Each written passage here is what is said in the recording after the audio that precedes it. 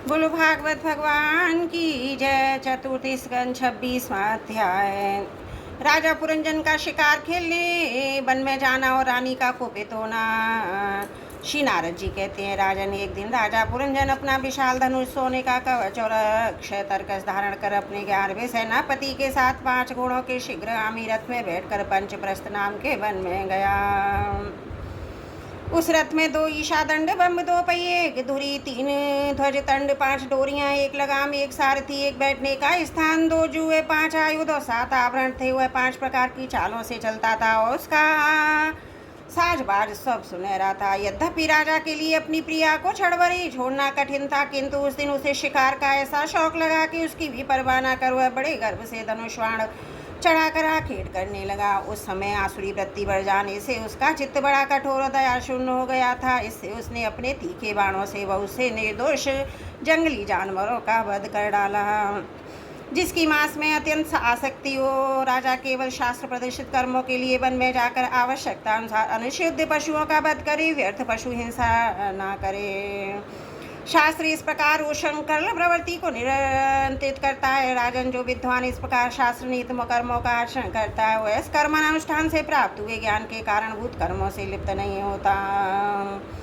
नहीं तो मनमाना कर्म करने से मनुष्य अभिमान के वशीभूत होकर कर्मों में बद जाता है तथा गुण प्रवाह रूप संसार चक्र में पड़कर विवेक बुद्धि के नष्ट हो जाने से अधम योनियों में जन्म लेता है। पुरंजन के तरह तरह के पंखों वाले बाणों से छिन्न भिन्न होकर अनेकों जीव बड़े कष्ट के साथ प्राण त्यागने लगे। उसका यह निर्दयतापूर्ण जीव संहार देखकर सभी दयालु पुरुष बहुत दुखी हुए।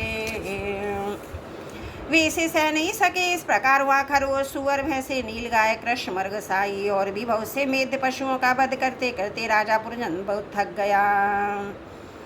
तब वह भूख प्यास से अत्यंत शिथिल होने से वन लौटकर राजमहल में आया। वहाँ उसने यथायोग्य रीति से स्नान और भोजन से निवृत्त हो कुछ विश्राम करके थकान दूर की।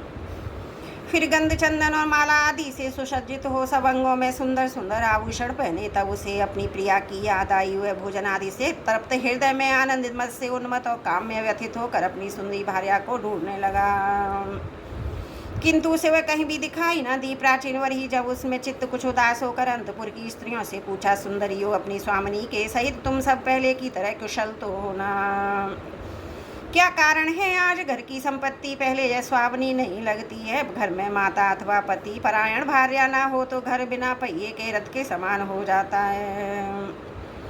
फिर उसमें कौन बुद्धिमान दीन पुरुषों के समान रहना पसंद करेगा? तय बताओ, वह सुंदरी कहाँ है जो दुख समुद्र में डूबने पर मैं भी विवेक बुद्धि को पथ पथ पर जागृत करके मुझे उस संकट से उबार लेती है?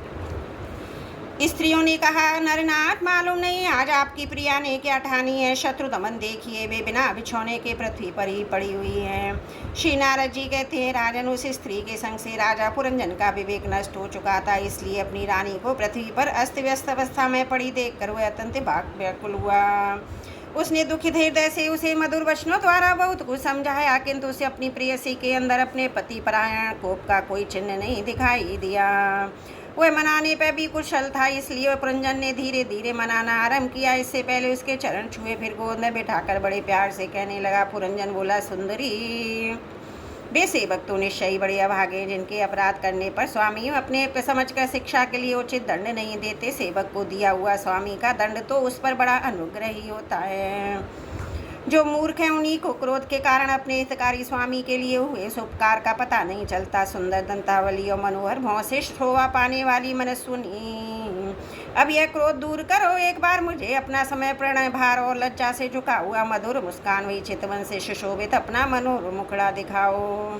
अहो, भ्रमर पंक्ति के समान नीली अलकावली, उन्नत नासिका, सुमधुर वाणी के कारण तुम्हारा यह मुखारविंद कैसा मनमोहक जान पड़ता है। वीर पत्नी, यदि किसी दूसरे ने तुम्हारा कोई अपराध किया हो तो बताओ। यदि वह अपराधी ब्राह्मण कुल का नहीं तो मैं उसे अभी दंड देता हूँ। मुझे तो भगवान के भक्तों को छोड़कर त्रिलोकी में अथवा उससे बाहर कोई भी दिखाई नहीं देता जो तुम्हारा अपराध करके निर्भय आनंद पूर्वक रह सके। प्रिय, मैंने आज तक तुम्हारा मुख कभी तिलकहीन, उदास, मुरझाया हुआ, क्रोध के कारण डरावना, कांतिहीन, इसने शून्य नहीं देखा। ना कभी तुम्हारे सुंदर स्तनों को शोकाग्रह से भींगा बिंबा फल अधरों को स्निग्ध केसर की लाली से रहित देखा। मैं व्यसनवश तुमसे बिना पूछे शिकार खेलने चला गया, इसलिए अवश्य अपराधी हूँ, फिर भी अपना समझकर तुम मुझ पर प्रसन्न हो जाओ। कामदेव के विषम बाणों से अधीर होकर जो सर्वदा अपने अधीन रहता है, उसने अपने प्रियापति को उचित कार्य के लिए भला कौन कामनी स्वीकार नहीं करती। बोलो भागवत भगवान की जय। चतुर्थी स्कंद 26वां अध्याय समाप्त। त्रुटियों के लिए क्षमा प्रार्थी हूँ।